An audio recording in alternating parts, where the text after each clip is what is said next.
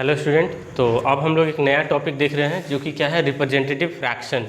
ठीक है, तो देखो ये है आपका इम्पोर्टेंट टॉपिक है आपका इंजीनियरिंग ड्राइंग के लिए कि इसी से आरएफ के मदद से ही हम लोग क्या बनाते हैं, इंजीनियरिंग ड्राइंग बनाते हैं और उसकी स्केलिंग करते हैं। स्केलिंग तो आपको पता ही चल गया कि 3 टाइप का मेनली स्केल हम लोग यूज करते हैं।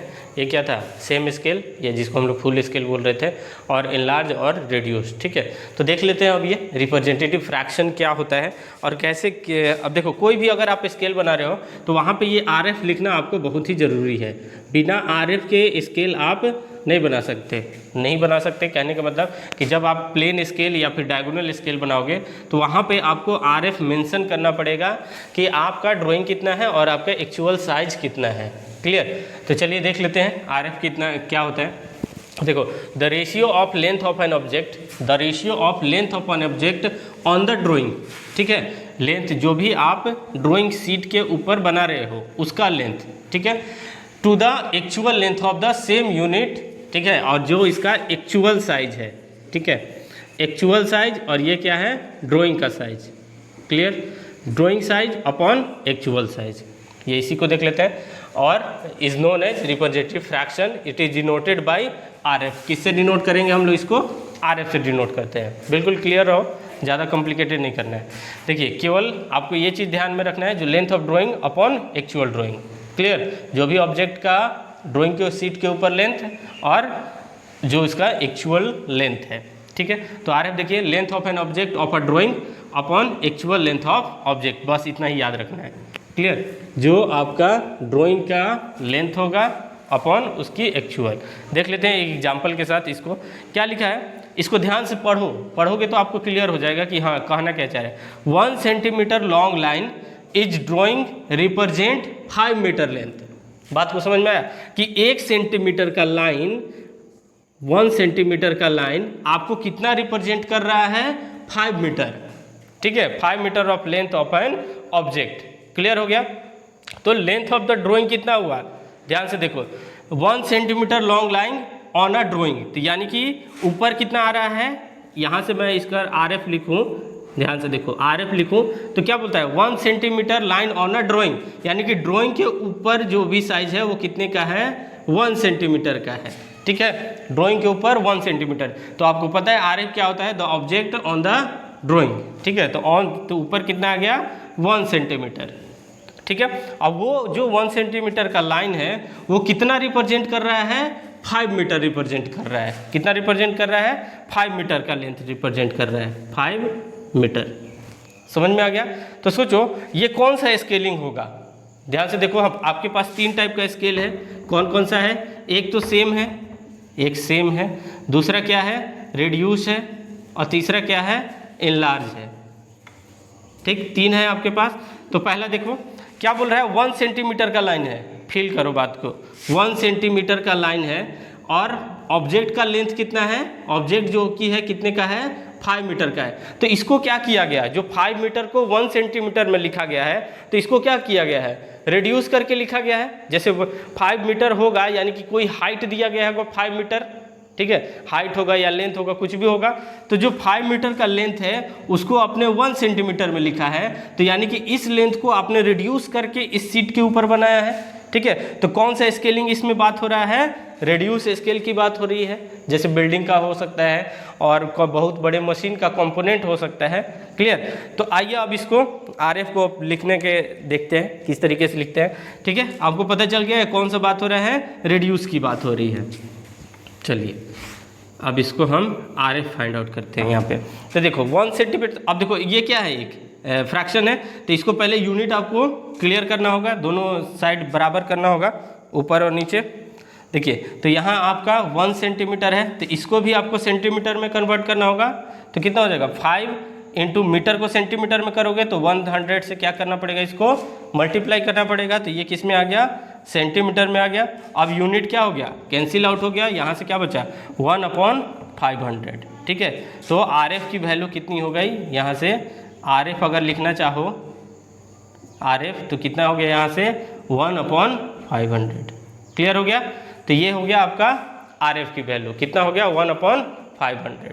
क्लियर हो गया, ठीक है। तो RF समझ लिए कैसे हम लोग लिखते हैं कि देखो कोई भी लाइन अगर आपको रिप्रेजेंट करता है किसी बड़े लाइन को, या फिर 1 सेंटीमीटर हो सकता है कि यहाँ 0.5 mm का होगा, ठीक है, या छोटा होगा तो उसको हम बड़ा करके लिख रहे हैं 1 सेंटीमीटर, ठीक है। तो इस तरीके से कर सकते हैं, इनलार्ज भी हो सकता है और रिड्यूस भी हो सकता है, ठीक है। इसको आप लोग नोट डाउन कर लीजिए, फिर आगे देखते हैं नेक्स्ट। तो हम लोग देखते हैं अब क्लासिफिकेशन ऑफ स्केल, ठीक है। तो उसमें फर्स्ट आपका आएगा प्लेन स्केल। देखते हैं पहले, देखिए तो प्लेन स्केल में क्या होता है कि जो सिंपल एक क्या होगा, लाइन का कंस्ट्रक्शन होगा, उसमें हम क्या देखेंगे, मान के चलिए ये आपको स्केल है, स्केल में क्या रहेगा, आप स्केल को कंस्ट्रक्ट करना है अपने अकॉर्डिंग, जिस हिसाब से आप ड्राइंग बना रहे हो उसके अकॉर्डिंग आपको स्केल को कंस्ट्रक्ट करना है, बनाना है। जैसे कि आप अभी पीछे देखे थे तो क्या था कि 1 सेंटीमीटर को रिप्रेजेंट किया गया था कितना, 5 मीटर के आसपास, ठीक है। 5 मीटर को 1 सेंटीमीटर लाइन में किया गया था। तो इसके लिए RF आया हुआ था आपके पास 1/500, ठीक है। तो ये RF के अकॉर्डिंग ही हम लोग क्या बनाते हैं, एक स्केल बनाएंगे जिसको हम लोग बोलते हैं प्लेन स्केल, और उसको बोल सकते हो आप अपने लैंग्वेज में इंजीनियरिंग स्केल भी बोल सकते हो, ठीक है। चलिए तो देख लेते हैं अब इसको कैसे बनाते हैं स्केल को, और एक एक तरीका सीखते हैं पहले प्लेन स्केल को बनाने के लिए। तो ये बेसिक इन्फॉर्मेशन होगा प्लेन स्केल कैसे कंस्ट्रक्ट करते हैं और उसके अंदर क्या क्या चीज़ होना चाहिए मेनली, अगर नहीं दिया रहे तो हमें उसको पहले फाइंड आउट करना है, ठीक है। तो चलिए प्लेन स्केल के बारे में समझ लेते हैं। A plane scale use to represent इधर 2 यूनिट और 1 यूनिट, 2 यूनिट हो सकता है इसमें या फिर 1 यूनिट हो सकता है, ठीक है। 2 यूनिट हो सकता है या 1 यूनिट हो सकता है। एंड इट्स फ्रैक्शन, फ्रैक्शन कहने का मतलब जैसे आपको 5 1 2 3 4 ऐसे कुछ दिया है, अगर मान के चलिए ये आपको स्केलिंग किया गया है यहाँ पे ऐसे, तो अगर इसका फ्रैक्शन मान के चलो आपको चाहिए 2.7, तो ये क्या पॉइंट हो गया, 0.7 क्या है, इसका फ्रैक्शन है। तो ये 1 स्केल या 2 स्केल में उसका फ्रैक्शन के साथ होना चाहिए। जैसे आपको 2.7 सेंटीमीटर का एक वहाँ पे आपको पॉइंट दिखाना है किसी इस स्केल के ऊपर, तो आपको इस फ्रैक्शन का भी वैल्यू पता होना चाहिए कि 2 यहाँ पे है तो यहाँ पे 2.7 आएगा, ठीक है। 2 यहाँ पे है तो 2.7 कुछ यहाँ पे आएगा, क्लियर है। तो इस तरीके से उसका फ्रैक्शन भी होना चाहिए। आगे देखिए, a plane scale is simply a line, क्या है, एक सिंपल एक लाइन है which is divided into suitable number of equal part.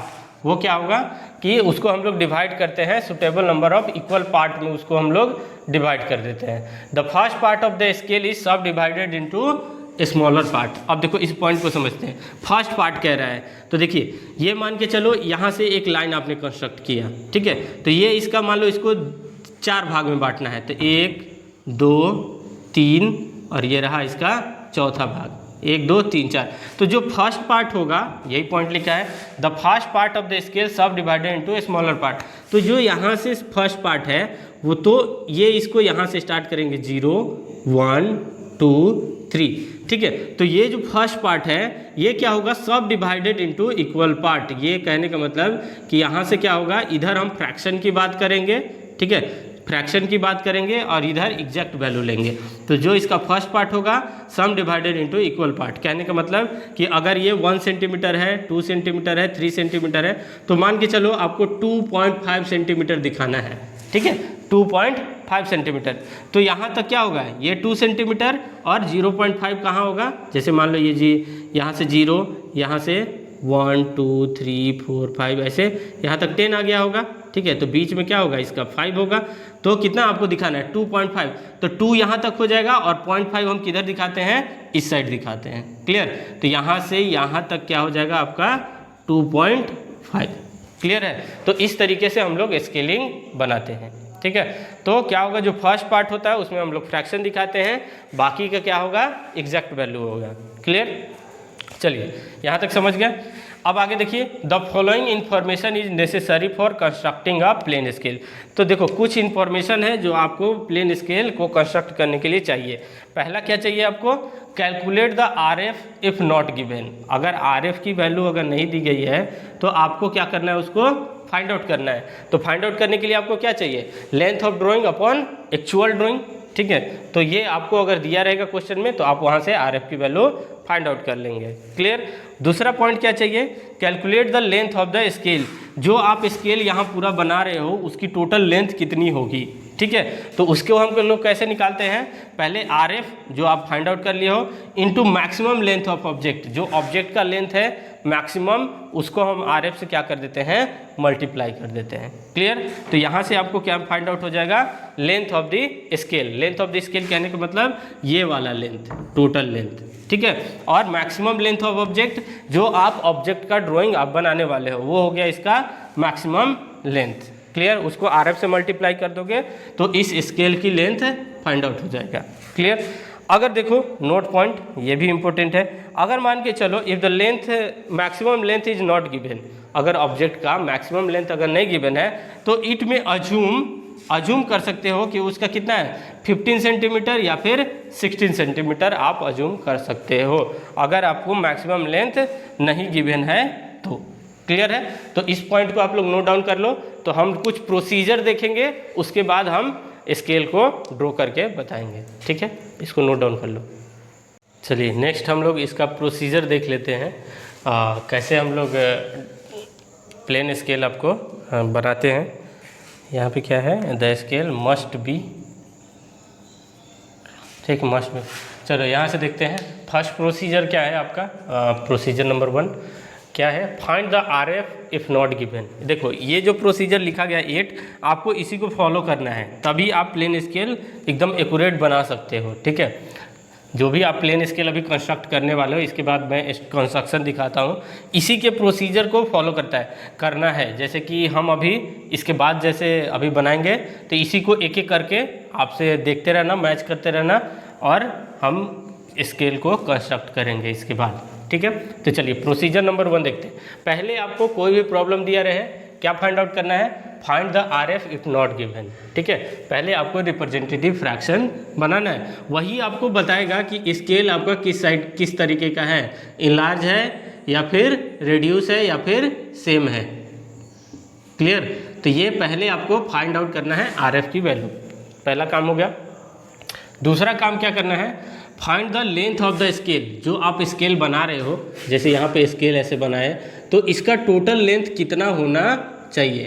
पहले आपको क्या फाइंड आउट करना है, इसका लेंथ फाइंड आउट करना है। और लेंथ कैसे फाइंड आउट करते हैं हम लोग, RF into maximum length of object, ठीक है। अगर नहीं दिया है तो कुछ हमें अज्यूम करना है, यहाँ पे लिख लो कि यहाँ पे अज्यूम्ड, अगर मैक्सिमम लेंथ नहीं दिया गया है तो हमें मैक्सिमम लेंथ अज्यूम करके चलना है कि इसका इतना मैक्सिमम लेंथ है।